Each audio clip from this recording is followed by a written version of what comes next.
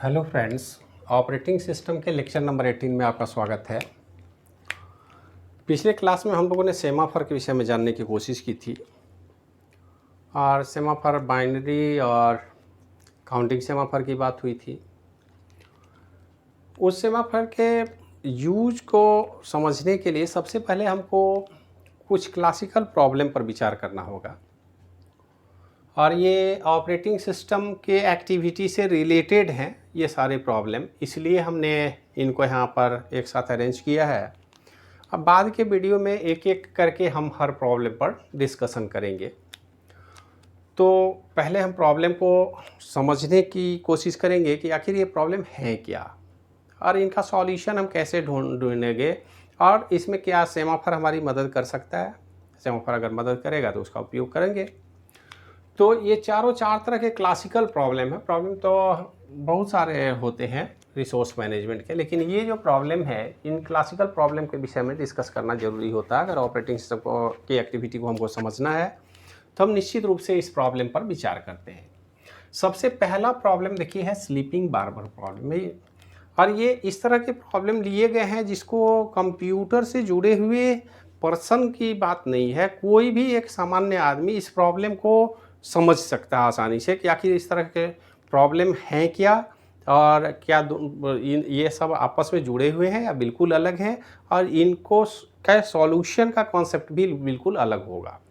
तो सबसे पहला प्रॉब्लम देखिए है sleeping barber problem. Sleeping barber problem एक, आप अपने शहर के किसी नाई के दुकान को देख लीजिए, ये प्रॉब्लम ठीक उसी से जुड़ा हुआ है। यहाँ पर देखिए क्या होता है कि एक बार्बर शॉप की हम कल्पना करते हैं कि वहाँ पर एक चेयर लगा हुआ है, बार्बर एक है जो हेयर कटिंग का काम करेगा, लेकिन उन्होंने अपने बार्बर शॉप में वेटिंग रूम बना रखा है और इस वेटिंग रूम में उन्होंने 1 2 3 4 5 6 7 इस तरह से चेयर लगा रखे हैं। हम ऐसा मान के चलें कि 6 एंड n चेयर है। तो इनिशियल फेज में हम ये मान के चलेंगे कि बार्बर रेडी है हेयर कटिंग के लिए और हमारे पास n चेयर हैं। अभी तक कोई क्लाइंट नहीं है। क्लाइंट अगर कोई नहीं है, बार्बर रेडी है, तो हम ये मान के चलते हैं कि बार्बर दो ही काम करता है, या तो वो अपने वर्क को परफॉर्म कर रहा होगा, अपना हेयर कटिंग का काम कर रहा होगा, या वो आइडियल सिटिंग की जो स्टेटस है उसको हम बोल रहे हैं स्लीपिंग मोड कि या तो वो सो जाएगा। ठीक हमारे सीपीयू के साथ भी यही स्थिति है। सीपीयू के पास अगर कोई काम आता है तो वो काम करता है, अदर स्लीपिंग मोड में चला जाता है, वो सो जाता है, उसको कोई मतलब नहीं है। हाँ, काम आएगा तो हम रेडी हो जाएंगे काम करने के लिए। ठीक वही स्थिति है यहाँ पर। सीपीयू हमारा बार्बर है। अब इस बार्बर के पास अलग अलग प्रोसेस आ सकते हैं। इनिशियल फेज में अगर कोई भी प्रोसेस अवेलेबल नहीं है और बार्बर यहाँ पर है तो बार्बर स्लीपिंग मोड में होगा। पहला कोई क्लाइंट आता है तो हमारे पास n का प्रोविज़न है और इस n में से कोई भी एक प्रोसेस अगर आगे बढ़ता है तो स्वाभाविक है कि हमारे पास n-1 ऑप्शन बचेंगे।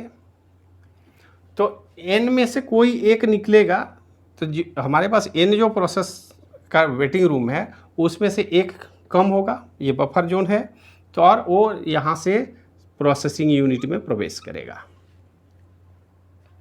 अब देखिए स्थिति क्या होगी कि मान लेते हैं प्रोसेसिंग चल रहा है, एक एक करके हमारे पास क्लाइंट आते गए और यहाँ से लेके n तक फुल हो गया। तो ये हमारा जो वेटिंग एरिया अगर फुल हो जाएगा उसके बाद भी अगर कोई क्लाइंट आना चाहते हैं तो क्या करेगा, रिटर्न हो जाएगा।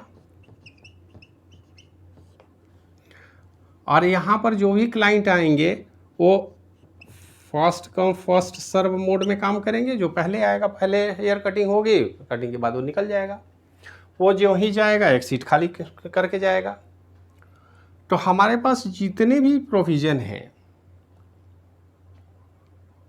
उसमें से हमारे पास प्रोसेसिंग यूनिट एक ही है बाहर में हमने प्रोविज़न रखा है सिटिंग चेयर का, तो जब तक सिटिंग चेयर खाली है तब तक तो हमारे पास प्रोसेस आके वेट करेंगे। प्रोसेस आएगा तो ये एक तरह का रेडी क्यू है। आप समझेंगे कि हमारे पास रेडी क्यू है, P1, P2, P3, P4, P5, P6 इधर से आएंगे, इधर से हमारे पास CPU को प्रोसेस डिस्ट्रीब्यूट किए जाएंगे। बस ये बेसिक कॉन्सेप्ट इसी स्लीपिंग बार्बर प्रॉब्लम से रिलेटेड है कि हमारे पास एक CPU है, नंबर ऑफ प्रोसेस हैं, हमारे पास रेडी क्यू है, क्यू की कैपेसिटी से ज़्यादा प्रोसेस नहीं आ सकता है। अगर क्यू एम्प्टी है तो प्रोसेस आकर के अपने सीक्वेंस के आधार पर इंसर्ट हो जाएगा, वेट करेगा। जब उनको रेडी क्यू से रन क्यू में शेड्यूल किया जाएगा, वो आगे बढ़ेंगे, प्रोसेस होगी और फिर वो टर्मिनेट होकर बाहर चले जाएंगे। तो ये जो सामान्य प्रोसेस जिस पर अभी तक हम लोग डिस्कशन किए हैं, अब फर्स्ट कम फर्स्ट सर्व का जो हमने शेड्यूलिंग क्राइटेरिया की बात की थी, वो इस स्लीपिंग बार्बर प्रॉब्लम से बहुत नज़दीक से रिलेटेड है, इसलिए इस प्रॉब्लम का डिस्कशन हम लोग कर रहे हैं। एक सिंगल प्रोसेसिंग यूनिट बेस्ड हमारा जो कंप्यूटर सिस्टम है, इसकी एक्टिविटी ठीक हम इस स्लीपिंग बार्बर प्रॉब्लम की होती है। इसमें हमारे पास सीपीयू होंगे और अलग अलग प्रोसेस समय समय पर आएंगे, क्यू में लगेंगे, प्रोसेस होगा, वो बाहर चले जाएंगे। अगर क्यू खाली है तो क्यू में वेट करेंगे, क्यू फुल है तो बाहर से ही रिटर्न हो जाएंगे, उनको मौका नहीं दिया जाएगा। जब खाली होगा तो फिर दोबारा ट्राई करेंगे वो। तो ये सामान्य व्यवस्था है और ये कॉन्सेप्ट हर ऑपरेटिंग सिस्टम में लागू होगा। कोई भी ऑपरेटिंग सिस्टम अगर हम यूज कर रहे हैं तो स्वाभाविक है कि स्लीपिंग बार्बर प्रॉब्लम के कॉन्सेप्ट को ध्यान में रखेंगे, तभी आप शेड्यूलिंग के क्राइटेरिया को फिक्स कर पाएंगे, तभी आप शेड्यूलिंग कर पाएंगे। ये तो एक सामान्य परिस्थिति हो गई। जो मोस्ट कॉमन प्रॉब्लम है, इसका सॉल्यूशन हम आगे ढूंढेंगे। कैसे हम प्रोग्राम को डिज़ाइन करें, कैसे हम सिस्टम कॉल को डिज़ाइन करें कि हमारा माइक्रो प्रोसेसर या ऑपरेटिंग सिस्टम इस तरह के प्रॉब्लम का, ये सामान्य प्रॉब्लम है जिसका सॉल्यूशन आसानी से लिखा जाता है और हमारा ऑपरेटिंग सिस्टम इसको परफॉर्म करता है। लेकिन कोई ज़रूरी नहीं कि एक ही तरह के प्रॉब्लम होते हैं। एक दूसरा प्रॉब्लम देखिए, प्रोड्यूसर कंज्यूमर प्रॉब्लम, जिसको हम बाउंडेड बफर प्रॉब्लम भी बोलते हैं। प्रोड्यूसर और कंज्यूमर का क्या मतलब है, ज़रा सा देख लीजिए। यहाँ पर ये प्रोड्यूसर है, ये कंज्यूमर है।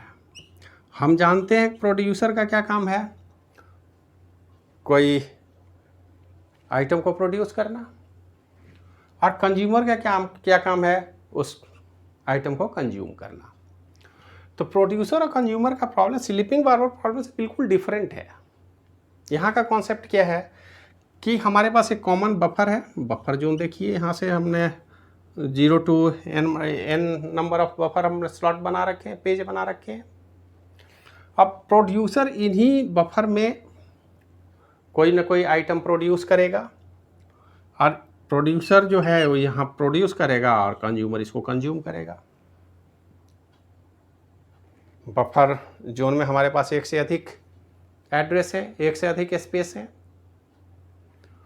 लेकिन अब इस प्रॉब्लम को अगर गौर से आप देखें तो हम इस प्रॉब्लम को अगर एनालाइज करने की आप कोशिश करेंगे तो यहाँ पर प्रोड्यूसर को क्या करना होगा। प्रोड्यूसर ऐसा नहीं है कि वो आएगा बफर में प्रोड्यूस करके चला जाएगा। सबसे पहले यहाँ पर जब भी कोई ऑपरेशन होगा तो हम बोल सकते हैं at a time only one process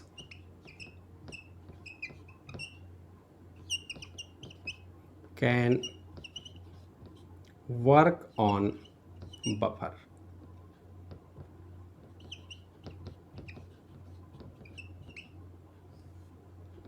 अब ये जो बफर एरिया, इसमें एक समय में केवल या तो प्रोड्यूसर काम करेगा या कंज्यूमर काम करेगा, ये ध्यान में रखना है।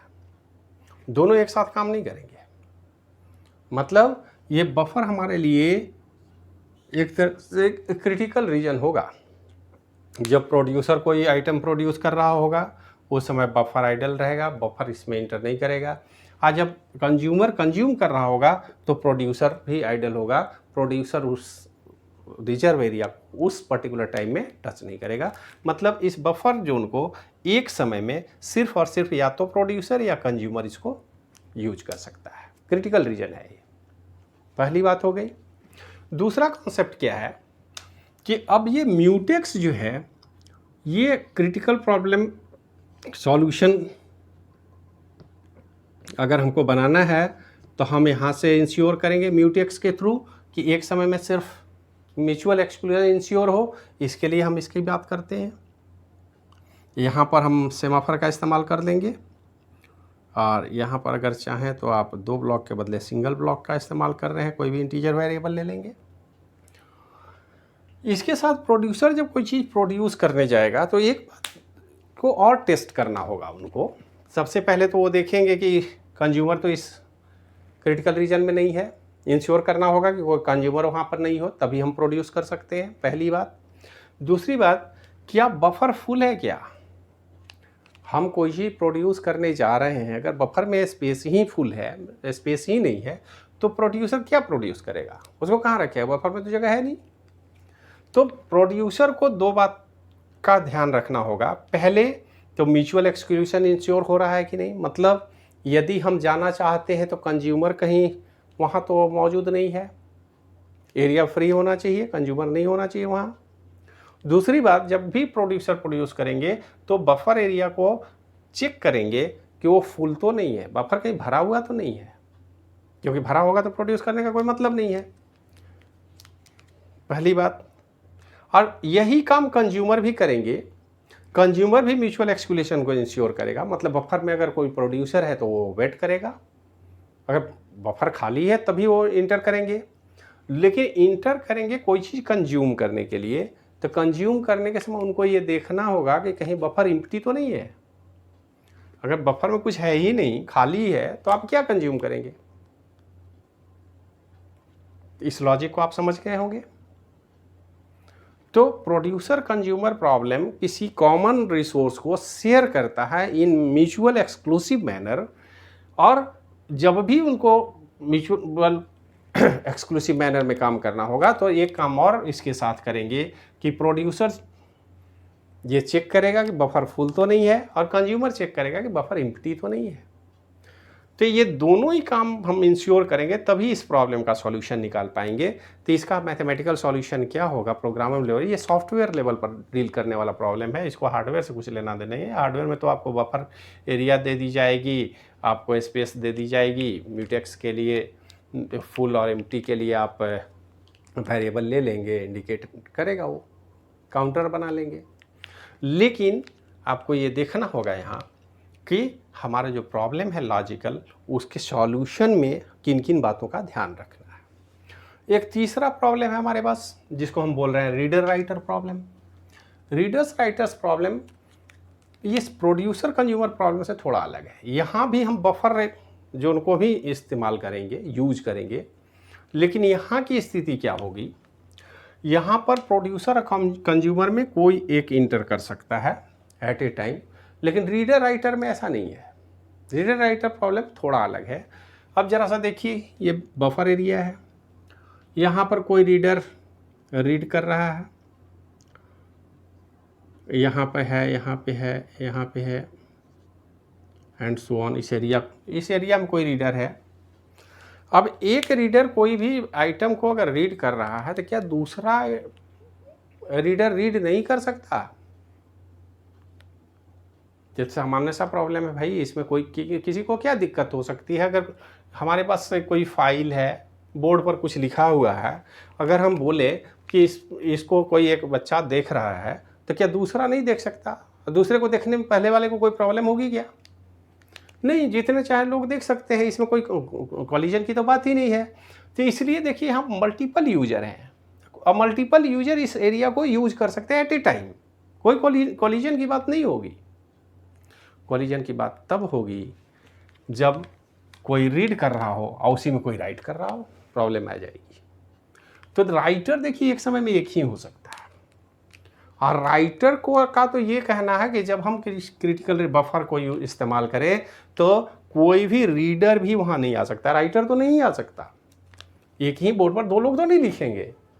लेकिन जब हम यहाँ पर कुछ लिख रहे हों तो उस टाइम में कोई दूसरा रीडर भी उसको एक्सेस नहीं करेगा। रीडर करेगा कब? जब हमारा लिखा हुआ हो जाए कंप्लीट। तो यहाँ भी कॉमन रिसोर्स को एक्सेस करने की बात है, लेकिन प्रॉब्लम थोड़ा अलग हो गया। रीडर एक से अधिक हो सकते हैं, मल्टीपल हो सकते हैं। कितने नंबर ऑफ रीडर हैं हमें नहीं पता, कितना हो सकते हैं, किसी को कोई दिक्कत नहीं हो सकती। एक रीडर को दूसरे रीडर से कॉलिजन की कोई बात नहीं है, क्योंकि ये प्रोसेस ही ऐसा है। Reader n number of reader एक साथ एक्सेस कर सकते हैं।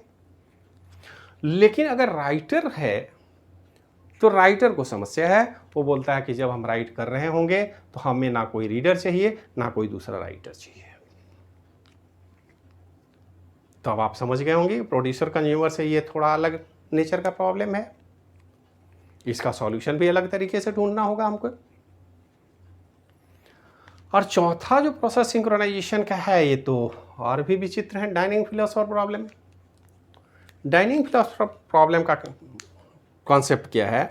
ये कहता है कि कोई एक डाइनिंग टेबल है, यहाँ पर बीच में कोई बाउल हमने रखा है,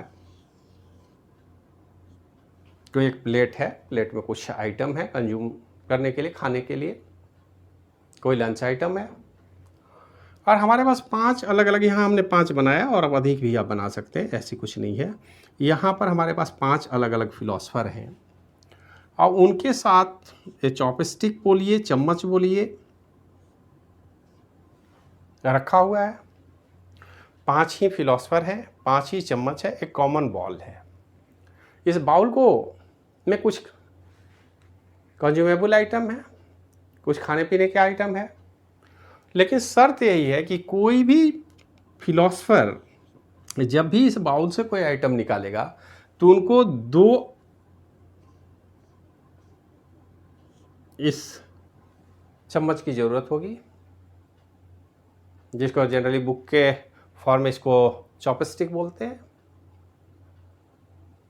और इसको स्पैगेटी के नाम से बुक वगैरह में मिलेगा आपको। लेकिन उसमें टर्म में नहीं जाना है। आप ये सोचिए कि हमको 2 चम्मच की ज़रूरत होगी इस बाउल से कुछ भी निकालने के लिए।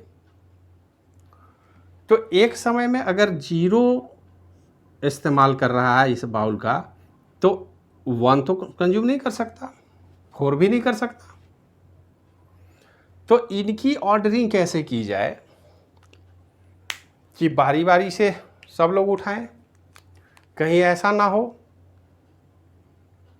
कि ये सारे लोग एक एक आइटम उठा लें,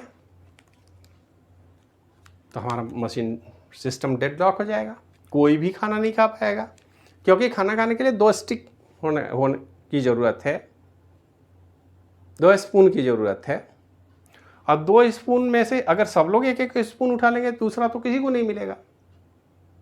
और वो कभी एंडलेस जॉब हो गया, अब वो ख़त्म नहीं होगा। क्योंकि जब एक उठा लिया तो वो दूसरे के वेट कर रहे हैं, दूसरा तीसरे का वेट कर रहा है, तीसरा चौथे का वेट कर रहा है। तो यहाँ पर अगर हमको रिसोर्स शेयर करना हो, हमने हर जगह रिसोर्स शेयर की। देखिए अब चारों प्रॉब्लम को समझिए। यहाँ पर बार शेयर को के रिसोर्स को शेयर किया हमने, सिंगल रिसोर्स था, first come first serve mode लगाया और इस रिसोर्स को एक्सेस करने की कोशिश की। यहाँ भी सिंगल बफर को इस्तेमाल करना था, लेकिन कॉन्सेप्ट हमारा प्रोड्यूसर कंज्यूमर का था, तो यहाँ के प्रोसेसिंग का तरीका अलग था। रीडर राइटर की समस्या आई, यहाँ भी कॉमन रिसोर्स को हम शेयर कर रहे हैं, लेकिन यहाँ पर रीडर और राइटर का कॉन्सेप्ट बिल्कुल अलग है। और ये डायनेमिक फिलोसोफर का जो कॉन्सेप्ट है, इसमें एक कॉमन रिसोर्स हमारे पास बाउल है, इस बाउल से कोई आइटम निकालना है तो शर्त हमारे पास प्रीफिक्स है कि इन दोनों स्पून की ज़रूरत होगी, और एक साथ अगर दोनों स्पून आपको नहीं मिले तो आप रिसोर्स को यूज नहीं कर सकते। तो यहाँ की समस्याएं अलग है। तो ये 4 तरह के मोस्ट कॉमन प्रॉब्लम हैं जो ऑपरेटिंग सिस्टम के प्रोसेस सिंक्रोनाइजेशन प्रॉब्लम के नाम से जाने जाते हैं। और इस तरह के प्रॉब्लम का सॉल्यूशन यदि हमने कर लिया तो हम ये मान के चलते हैं कि ऑपरेटिंग सिस्टम में आने वाले हर प्रॉब्लम का सॉल्यूशन आप निकाल सकते हैं। तो ये तो बड़ा ही इम्पोर्टेंट सब्जेक्ट है। और इन सारे डिस्कशन को बारी बारी से लेक्चर में हम लोग देखेंगे। सबके लिए अलग अलग हम वीडियो लेक्चर बनाने की कोशिश करेंगे ताकि आप आसानी से समझ सकें। और हर लेक्चर के लिए हमें एक एल्गोरिदम डिज़ाइन करना होगा। हमारे एल्गोरिदम का बेसिक जो कॉन्सेप्ट है, जो हमने अभी आपको दिया है, इसको आप ध्यान में रखेंगे। इस वीडियो को बार बार देख के समझने की कोशिश करेंगे ताकि जिस समय हम डिस्कशन पर